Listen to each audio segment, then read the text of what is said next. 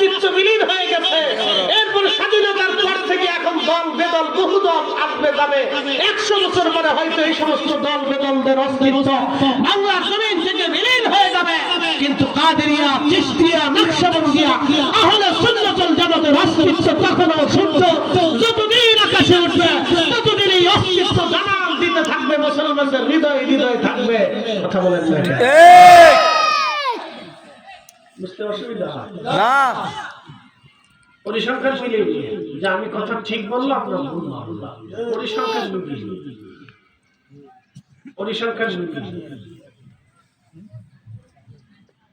প্রিয় উপস্থিতি হাজিরিন, হযরত মুসা কালিমুল্লাহ কবরের ভিতরে রওজা শরীফের ভিতরে দাঁড়িয়ে দাঁড়িয়ে নামাজ পড়ে।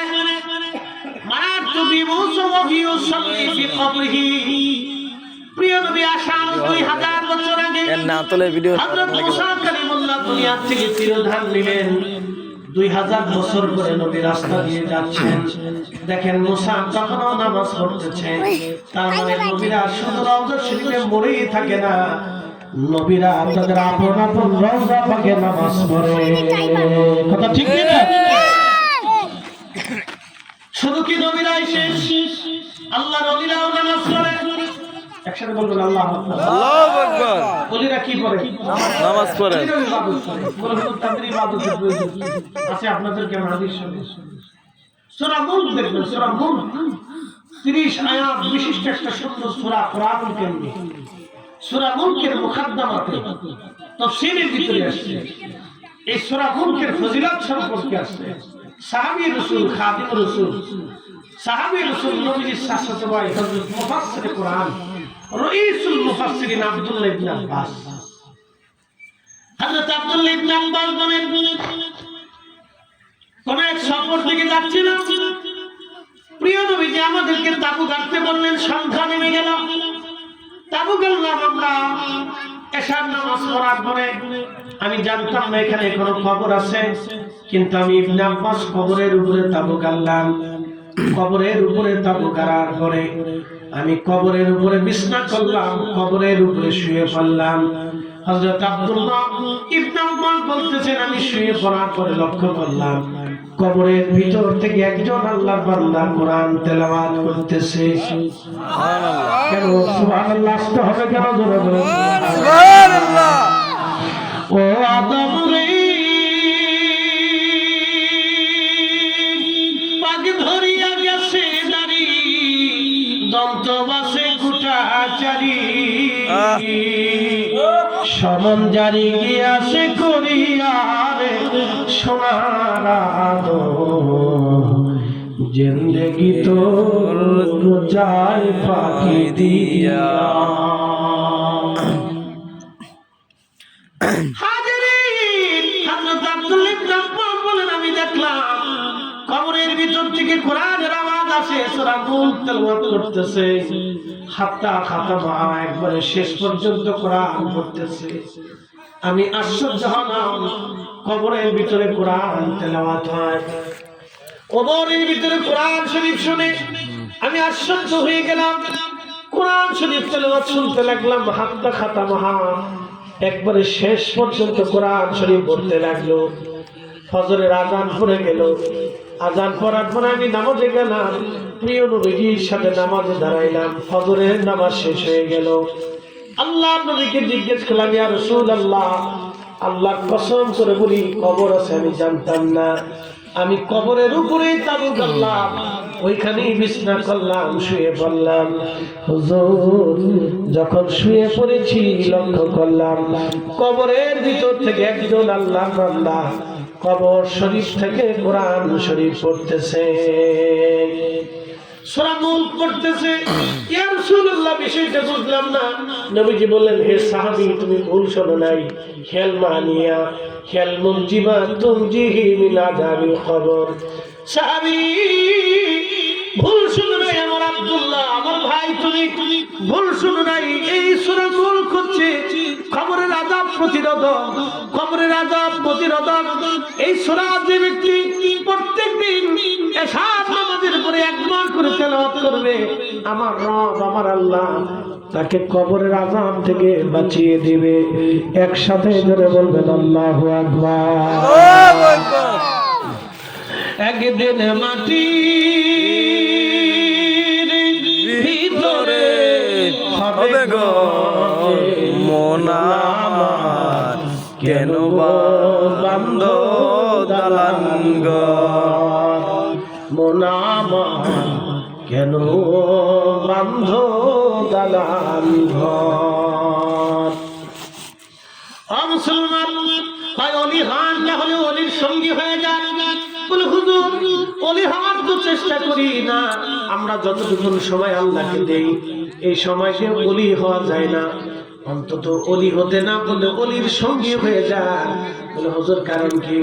আমি মালয়েশিয়াতে মালাক্কা সাগরের ভিতরে ছোট্ট একটি দ্বীপ পোলাও সারে হুজুর গৌসে পাকের আওলাদের মাজার জিয়ারত করতে গেলাম। মালয়েশিয়ার বিশেষ করে আল্লাহু আকবার, সাগরের ভিতরে ছোট্ট একটা দ্বীপের মধ্যে 900 বছর আগে উনি এখানে খানকা করেছিলেন। সেই মসজিদে মেহরাবটা এখনো আছে। আমি দেখে আশ্চর্য হলাম, মালয়েশিয়ার সেই মসজিদে আযানের আগে দুরূদ শরীফ পড়লো, প্রায় 15 মিনিট পর্যন্ত দুরূদ শরীফ পড়লো। আপনারা তো 1 মিনিট পড়েন, আমি 15 মিনিট পর্যন্ত দুরূদ শরীফ পড়তে দেখেছি আযানের আগে। শুধু আমাদের বাংলাদেশে গুতাগুতি, আযানের আগে দুরূদ শরীফ পড়লে আরেক দল আছে, এরকম ধর্ম চলে গেল। কি কথা কথা এরা মনে করে ইসলাম শেষ। আজ পর্যন্ত সুদ বন্ধ করতে পারে নাই, ঘুষ বন্ধ করতে পারে নাই, কাহিয়া বন্ধ করতে পারে নাই, হেতাইছে আযানের আগে দুরূদ শরীফ বন্ধ করার জন্য। মুসলমান ভালো করে শুনে যাবেন ভালো করে ভাই আমার। 15 মিনিট পর্যন্ত আযানের আগে দুরূদ শরীফ আমি তেলাওয়াত লিখেছি। তারপরে মুয়াজ্জিন সাহেব আযান দিলেন, যোহরের নামাজ পড়লাম, নামাজ পড়া শেষ। ভেবেছিলাম শুধু ভারতের, পাকিস্তানে, বাংলাদেশে বুঝি মিলাদ হয় না। দেখলাম ওইখানে মিলাদ শরীফ শুরু হয়ে গেল। আমরা একসাথে মিলাদ শরীফ পড়লাম ইমাম সাহেবকে নিয়ে। মারহাবা কইলেন, মারহাবা। শুধু বাংলাদেশি আছে বন্ধ করতেই হবে। হুজুরকে যদি দাওয়াত দেয়া, হুজুর আসেন আমার বাড়িতে মিলাদ, কয় না আপনার বাড়ি মিলাদ করালে দাওয়াত নিব না। কিন্তু ঘুষ করে যখন হুজুরের দাওয়াত দেয়, তখন আর হুজুর কয় না আপনি ঘুষ খান, আপনার বাড়ি দাওয়াত দেব না। আমি কি হক কথা বল? বেশি বলি, বেশি বলি। বাকি লারা দিলে কিছু থাকবে না, ঠিক সামান্য একটু লারা ছাড়া দিচ্ছি। কি কথা ঠিক আছে? মিলাদের দাওয়াত দিলে হুজুর নাসব নেবে না, না মিলাদ করলে আপনার বাড়ি দাওয়াত নিতে হবে। ঘুষ করে যখন দাওয়াত দেয়, তখন মুরগার রান ক্যালকালে আসে চলে। ঠিক তখন আর কয় না যে আপনি ঘুষ খান, আপনার বাড়ি দাওয়াত নিতে হবে। আল্লাহর কসম করে বলি, এদেশের সব আলেমরা যদি এক জায়গায় বসে সিদ্ধান্ত নিত যে এদেশে যারা ঘুষ খায় ওদের জানাজা আমরা পড়াবো না, ওদের দাওয়াত নেব না, ওদের টাকা কোনো মসজিদ মাদ্রাসায় আমরা কাজে লাগাবো না, আল্লাহর কসম করে বলি বাংলাদেশের 100% ঘুষের ভিতরে 95% ঘুষ নাই হয়ে যেত। এরা আছে খালি মিলাদের পিছনে, আযানের আগে দুরূদের পিছনে, দুয়ার পিছনে, ফাতিহার পিছনে, মানুষ জিকিরের মাহফিল দিছে এদের পিছনে, কোরআন খতম দেবে এদের পিছনে করে দিয়েছে। আর আরেক দল আছে ওই তারাবির নামাজ 8 টাকা তোর পানি তুই মনে হবে আধা জল খেয়ে লাগছে, ওরা 8 টাকা তারাবি পাবে। মাতার গোতা খা, শাহজালাল আলী আমানি মুজাররিদি যেটা আনছে এটার বাহিরে আমরা যাব না। কথা কম ঠিক আছে কি না? ইসলাম তো আমরা আনি নাই, ইসলাম বঙ্গোপসাগর থেকে আসে নাই, ইসলাম শুধু ইয়ামান হয়ে মদিনাতুল মুনাওয়ারা থেকে ইজাজত নিয়ে মক্কাতুল মুকাররমা হয়ে দিল্লি হয়ে শাহজালাল আলী আমানি মুজাররিদি বাংলার জমিনে 360 জন ওলিকে নিয়ে এসেছিলেন। আমাদেরকে যেই কালেমা, যেই ঈমান, যেই আকীদা, যেই ইসলাম দিয়েছে, এর বাহিরে আমরা সুদ পরিমাণ যাব না, যাব না, যাব না। হাত উঁচু করে বলো ঠিক না? আল্লাহু আকবার। ইয়া রাসূলুল্লাহ জিন্দাবাদ। আল্লাহু আকবার। তুই লারা বেশি বেশি বলিস না, বেশি বলিস তুই লারা ছাড়া। বাকি লারা দিলে থাকবেন নাকি? শরীরের পোশাকটাও শেষে থাকবে। আমরা বেদাতি নাকি? রসুলের আব্বা আম্মারে কাফের করে হেতে হয়েছে হক্কানি, আর আমরা রসুলের আব্বা আম্মারে জান্নাতি মনে করে আমরা হয়েছি বেদাতি। উদর ফিনকে গুদর করে চুরি করছে, একজন সাফাইছে আর একজনের ছাড়ে দিচ্ছে। ঠিক শয়তানের চিন্তা করে আমি খুব বিজয় লাভ করছি। এই শুনে যাবে, আহলে সুন্নাত ওয়াল জামাতের বিকল্প কোনো রাস্তা নাই। আবার বলি, ওই মালিকের কসম করে যেই মালিক সূর্যকে আজকে ডুবিয়ে দিচ্ছে, সেই মালিকের কসম করে যেই মালিক সকালবেলা সময় মতো সূর্য আবার উঠাবে, সেই মালিকের কসম করে যেই মালিক এইখানে বৃষ্টির দিনে পানি দিয়ে পানির বর্ষা দিয়ে এখানে মাছ চলাচল করে, সেইখানে আমরা বসে ওয়াজ করতেছি, সেই মালিকের কসম করে বলি, আহলে সুন্নাত ওয়াল জামাতের আকীদা ছাড়া কোনো মা ওলির জন্ম দিতে পারে না, আর কিয়ামত পর্যন্ত কোনো মা ওলির জন্ম দিতে পারবে না এবং জান্নাতও হবে না। ঠিক এবার যদি মানেন তো হিসাব করে নিয়ে আসুন, কোন বাপের বেটা যদি থাকতো তামাম দুনিয়াতে দেখান যে আহলে সুন্নাত ওয়াল জামাতের আকীদা ছাড়া কোনো মা ওলির জন্ম দিতে একজন বের করে দেখান। সারা দুনিয়া তালাশ করে যদি আমরা দেখাইতে পারেন তো ঘড়ি বাদ দিয়ে চুরি করবো, জীবন আর কোনোদিন ওয়াজ করবো না, কানের ভিতরে বেডিদের মতো কানের তালে আটবো রাস্তা দিয়ে, দেখি কোন বাপের বেটা আছে ভোগী যদি না আর চলবে না। আহলে সুন্নাত ওয়াল জামাতের বাহিরে কোনো ঈমান আকীদা নাই, বাকি যা আছে সব বেদাতি। আহলে সুন্নাত ওয়াল জামাত অরিজিনাল, এটা সাহাবায়ে কিরামের জামাত, এটা ওলিদের জামাত, খাজা বাবা আজমিরের জামাত, 360 আউলিয়ার জামাত। কথা বলে ঠিক ঠিক ভিডিও কেটে গেল লিখে কোনো নাই না টিপ পড়ছে টিপ করছে সাহাবী বলতেছে রাসূল করিম বলেন ইয়াল মান ইয়াল মুনফিক তুমজিহি বিনা দাফিল কবর। সাহাবীরে লুটে আছে কবরের আযাব প্রতিরোধক সূরা। আল্লাহর নবী বলেন সাহাবীরা প্রত্যেকদিন এশার নামাজের পরে কেউ যদি সূরা নূর তেলাওয়াত করে, রব্বুল আলামিন খুশি হয়ে তার কবর আযাব থেকে তারে বাঁচায় দেয়। দুনিয়ার সব মানুষ আপনাকে কবরে রাখবে, আহা এই প্রচন্ড শীতের মধ্যে আপনাকে কবরে রেখে চলে আসবে, বৃষ্টি হবে, তুফান হবে, ঝড় হবে, কবরে রেখে চলে আসবে। মানুষের জীবনে আছে কি? বিজ্ঞান বলেছে মানুষ বেঁচে থাকাটা আশ্চর্য, মরে যাওয়াটা কোনো আশ্চর্য না। ম্যান ইজ মর্টাল, মানুষ মরে যাবে, মানুষ মরণশীল, এটা চিরসত্য, কিন্তু বেঁচে থাকাটা আশ্চর্য। মানুষ বেঁচে থাকা আশ্চর্য। আপনার আমার মাথার ভিতরে চিকুন চিকুন রগ আছে, জালের মতো রগ, লক্ষ লক্ষ রগ ব্রেনের ভিতর দিয়ে চলমান আছে, একটা দুটা না, লক্ষ লক্ষ রগ। এই রগের ভিতর দিয়ে রক্ত পাস হয়, রক্ত সার্কুলেশন হয়, চলাচল করতে থাকে ব্লাড। যখন রক্ত বাধাগ্রস্ত হয় তখন ভিতরের একটা ছোট্ট রগ যখন ফেটে যায়, রক্ত ছড়িয়ে যায়, এটাকে ব্রেন স্ট্রোক। মানুষ ব্রেন স্ট্রোক করার সাথে সাথে হয় সে মারা যায়, নতুবা বেঁচে থাকলেও এক নরমাল হয়ে যায়। মানুষের আছে মানুষ যে টেকা নিয়ে গর্ব করে, ক্ষমতা নিয়ে অহংকার করে, আমি অমুক নেতা তমুক নেতা, তোমার আজ কি নেতা খেতা, কত খেলার কথা খবরে চলে গেছে, সাতার ষাট বছর মূল্য নেই না, কোনো আল্লাহর কসম করে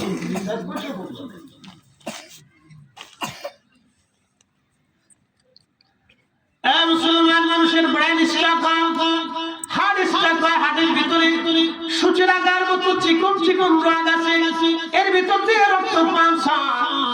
প্রত্যেক সেকেন্ডে হাজার হাজার বার রক্ত পাস হয়, মিনিটে লক্ষ লক্ষ বার রক্ত পাস হয়। একবার রক্ত যদি বাধাগ্রস্ত হয় তখন মানুষ হার্ট স্ট্রোক করে, হার্ট স্ট্রোক করে, প্রচন্ড ব্যথা সৃষ্টি হয়, মনে হচ্ছে বুক একেবারে ভেঙে চুরে নিয়ে চলে যাচ্ছে। তখন লোকটাকে হসপিটালে নিয়ে দ্রুত গতিতে ইনজেকশন মারা হয়, একেবারে হায়ার 500 মানে পাওয়ারফুল ইনজেকশন দেওয়ার সাথে সাথে তার রক্তগুলি পাতলা হয়ে যায়, নরম হয়ে যায়। তখন এই রক্ত চলাচল সঞ্চালন আস্তে আস্তে ধীরে ধীরে ধীরে ধীরে বাড়ে, কিন্তু জীবনে আর কোনোদিন সে সুস্থ হয় না। একবার যদি কেউ স্ট্রোক করে পৃথিবীতে আর জীবনেও কোনোদিন সে সুস্থ হবে না। কোনো বাপের বেটা আজ পর্যন্ত দেখেনি জানি 100% সুস্থ হয়েছে। একবার ডায়াবেটিসে যারা ধরছে, জীবনে আমি ডায়াবেটিস তার কোনোদিন ছাড়ে না। ক্যান্সারে যারা ধরছে তার জীবনে কোনো অ্যান্সার নাই। এগুলি আল্লাহর পক্ষ থেকে গজব। তুমি বলছেন কিয়ামত আসবে, আকাশ ভেঙে যাবে,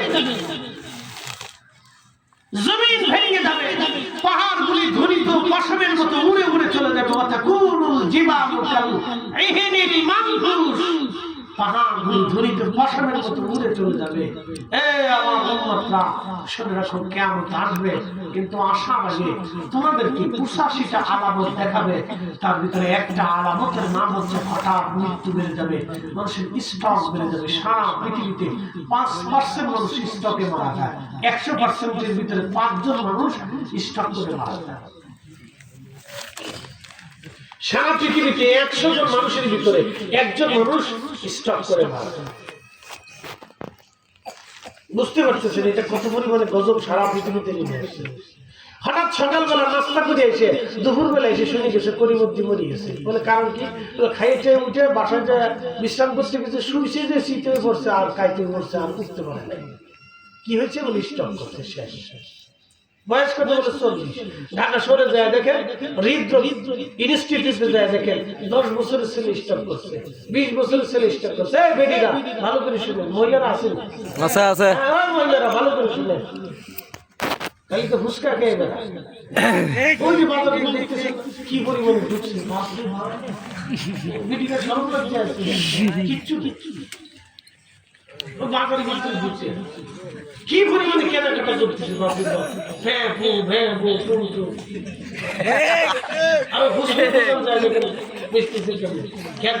ছাগলের মতো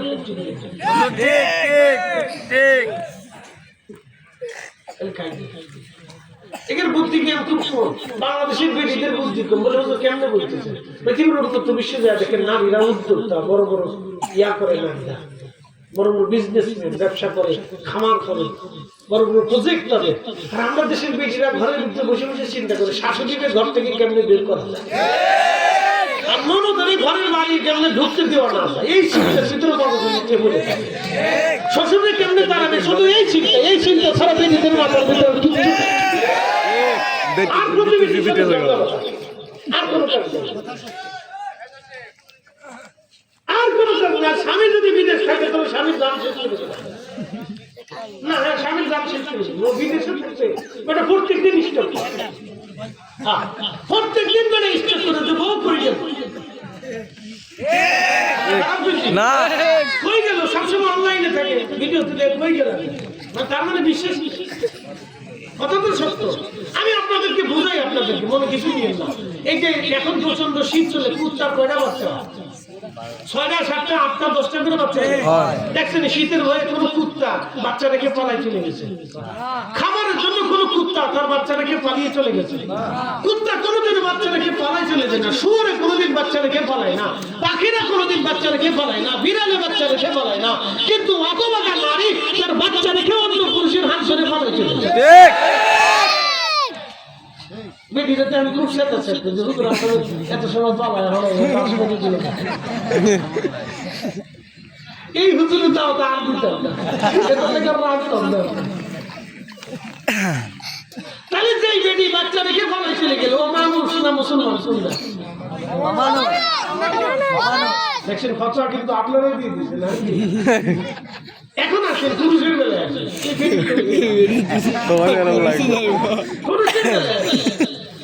বিয়ে করছে, স্ত্রীর সাথে বিয়ে মানানো হয়েছে, তালাক হয়ে গেছে, ডিভোর্স হয়ে গেছে, আগের ঘরে একটা বাচ্চা আছে। বাচ্চা থাকার পরে এই পুরুষে আরেকটা বিয়ে করছে, করতেই পারে। ধরেন বিয়ে করছে, আমি সাহায্য করেন, অসুবিধা বিয়ে করছেন, আরেকটা করছেন, ওই ঘরেও বাচ্চা আছে। এই পুরুষে কি করছে? আগের ঘরে যে বাচ্চা আছে, এই বাচ্চার খোঁজও দেয় না, টাকাও দেয় না, খরচও দেয় না, ভরণ পোষণ দেয় না, আদরও দেয় না, যত্নও দেয় না। সে তো তার পরিবার টুকরা সন্তান, আপনার নসলই তো সে দুনিয়াতে আসছে। যেই পুরুষটা তার আগের সন্তানের হক আদায় করলো না, বলে কিয়ামতের ময়দানে ওই বাচ্চা দাঁড়িয়ে বলবে, রাব্বি ১২ বছর পর্যন্ত আমি বুঝতাম না, সাবালেক হওয়ার আগ পর্যন্ত আমি জানতাম না, কিন্তু আমার এই পিতা আমার সাবালেক হওয়ার আগ পর্যন্ত আমার বাবার আদর ও মহব্বত থেকে সে আমাকে বঞ্চিত রেখেছিল। আল্লাহ কসম করে বলি, আপনাকে যদি কাবা শরীফের গিলাফ জড়িয়ে কবরে দেওয়া হয়, কাবা শরীফের পাথর দিয়ে যদি কবরে বেঁধে দেওয়া হয়, কোরআন শরীফ গলায় দিয়ে যদি কবর দেওয়া হয়, তো জান্নাত নসিব হবে না। সন্তানের হক মিটাইয়া তারপরে বেহেশতে যাইতে হবে। বুঝে বুঝে তারপরে মুসলমান হবে। সন্তানের হক মিটাইয়ে বেরতে দিতে হবে। কয়জনেরটা মিটাই? আমাদের দেশে কত ভাই আছে 30 বছর ধরে বোনের জমি মিটাই না। বোনে এসে ভাই দিবি না, এদিক দিয়ে বোনের সত্যি আমার বোন আছে রান্না বান্না করে শ্যাং মাছ নাকি লাডি মাছ না, আমার দেশে শ্যাং মাছ, টাকি মাছ, লাডি মাছ, যে মাছের তারা আইডিয়া সুন্দর করে আমার বোনে আছে বক্তব্য না, খুব আদর করে খাওয়াবে। একটা কাপড় কিনে দিয়েছে বোন যা চলে পড়ে দেখবে মনে চিন্তা করে ভাই ছাড়া তো আমার আর কেউ নাই, মা মরে গেছে, বাবা মরে গেছে, ভাইয়ের সাথে যদি মামলা মোকদ্দমায় জড়ায় যায়, সালিশ দরবারে চলে যায়, তাহলে ভাই তো আমার কোনোদিন দরজার সামনে আর আসতে দেবে না, ভাই পুত্ররা কোনোদিন জায়গা দিবে না। আমার ভাই ছাড়া তো আর দুনিয়াতে কেউ নাই। বোনটা বাধ্যতামূলক কোনো কারোর কাছে বিচার দেয় না, শুধু খালি এসে বলে ভাই দিবি না দিবি না দিবি না বলতে বলতে দেবানি 30 বছর পার করেছে। আপনারা বলেন তো এই পুরুষটা 30 বছর ধরে তার বোনের জমি মিটাই দিল না, 30টা বছর ধরে কোন ওয়াক্ত নামাজ তার হয়েছে? আমাকে বুঝান, বুঝান আপনি কোন ওয়াক্ত নামাজ হয়েছে, বুঝান। তাহলে বোঝা গেল, তাহলে বোঝা গেল আমরা এখনো পর্যন্ত মানুষই হতে পারি নাই। মুসলমান তো আরো উঠতে চায়। 46 মিনিট আছে। আপনি আমাকে বুঝান, কবর বড় কঠিন জায়গা, এটা আগামী দিন আপনার জীবনে আসতে পারে, আমার জীবনে আসতে পারে। এজন্য মানুষ হতে হবে, মানুষ হইয়া ভবেতে আসিয়া মানুষের করিলাম কি, আমি নবী না মানিলাম কি যে ভুল করিলাম, নবী না মানিলাম কি যে ভুল করিলাম, ভস্মে ঢালিলাম ঘি, মানুষ হইয়া ভবেতে আসিয়া মানুষের করিলাম কি। মুসলমান ভালো করে শুনে যাবেন, কবর বড় কঠিন জায়গা। নবীজি কোন সাহাবী মারা যাওয়ার পরে কবরে নামানোর আগে বলতেন তার কোন ঋণ আছে কিনা বলো, যদি ঋণ থাকতো নবীজি বলতেন ঋণ পরিশোধ করো। ঋণ পরিশোধ করার যদি ফ্যামিলির সামর্থ্য না হতো, প্রিয় নবী ধনী ধনী সাহাবীদেরকে ডাকতেন, সাহাবীরা আসত, দেখো তার কি কি ঋণ আছে, আমার এই সাহাবীর ঋণগুলি মওকুফ করাইয়া তারপরে তারে কবরে নামাও। কারণ আল্লাহর হক যদি বান্দা রক্ষা না করে আল্লাহ মাফ করে দিবে, কিন্তু বান্দার হক যদি বান্দা রক্ষা না করে আল্লাহ মাফ করবে না। তার যত ঋণ আছে মওকুফ করে দাও। ও মুসলমান, ছেলেরা মারা যাওয়ার পরে, বাবা মারা যাওয়ার পরে জমি জমা ভাগাভাগি নিয়ে ঝগড়া করে, সোনা দানা টাকা পয়সা নিয়ে ঝগড়া করে। আপনি মরে যাবেন, আগে সন্তান ঝগড়া করবে, আমার আব্বা ব্যাংকে এত টাকা রাখছিল, জমিনে এত টাকা দিয়েছিল, ঝগড়া করবে। এই জন্য কিছু টাকা আল্লাহর রাস্তায় দান করে দিয়ে যান। বলে হুজুর দান কেন করব, মসজিদে রেখে দিয়ে যান। মসজিদে কেন রাখবেন? আপনি 10,000 টাকা যদি মসজিদে দিয়ে চলে যান, তাহলে যতদিন আযান হবে ততদিন আযানের নেকি আপনার আমলনামায় যাবে, যতদিন নামাজ হবে ততদিন নামাজের নেকি আপনার আমলনামায় যাবে।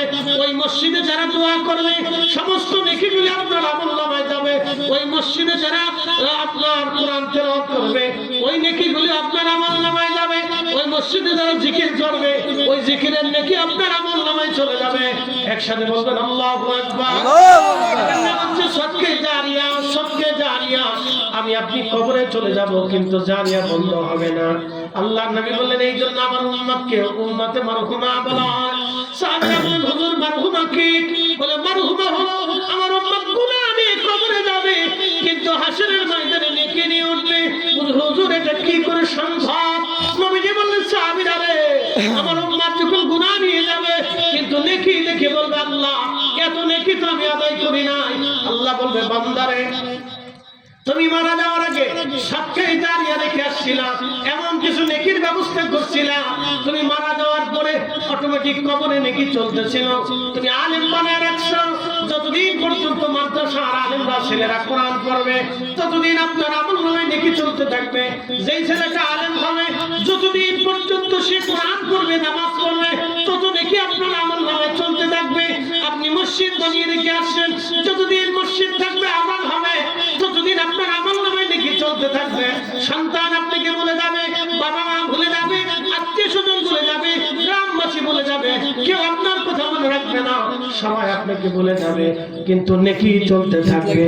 এটার নাম উম্মতে মারহুমা। নবী বলেন আমার উম্মতকে আল্লাহ বহুত পরিমাণে বাড়িয়ে আমার আল্লাহ মাফ করে দিবে। একসাথে জোরে বলা যাবে আল্লাহু আকবার। শেষ ওয়াজ লেওয়া শেষ আমি আপনাকে উম্মতে মারহুমা বলছি, উম্মতে মারহুমা বলছি যে এই মসজিদ যতদিন থাকবে একটা লোকে যাবেন না দোয়া ছাড়া, আমি আপনার কাছে টাকা চাবো না, পকেট থেকে 1 টাকাও নেব না, আপনি আমাকেও টাকা দিবেন না, কমিটিও দেবেন না। আল্লাহর ঘরের জন্য, নিজের জন্য, নিজের অ্যাকাউন্টে